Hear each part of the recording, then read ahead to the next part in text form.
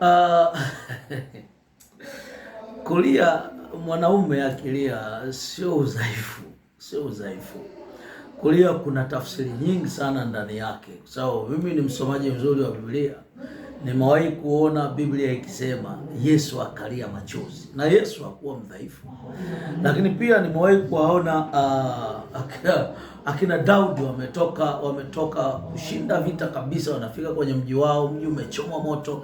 Ukisoma Samuel ile wa kwanza nafikiri 30, Samuel wa kwanza 30 mstari wa 4, anasema ni kundi la wanajeshi karibu 600 wakakuta mji wao umechomwa moto. Kwa hiyo hawakuwa wadhaifu. Biblia inasema walilia hata wakakosa nguvu za kulia. Kwa hiyo kulia sio udhaifu, lakini walipomaliza kulia nini kilitokea? Walichukua hatua ya kufuatilia mambo mpaka wakafanikiwa. Kwa hiyo kulia sio udhaifu, inategemea na mazingira. Mwanaume ikitokea kulia unaweza kulia tu, inategemea tu na mazingira na sababu. Mungu akubariki sana.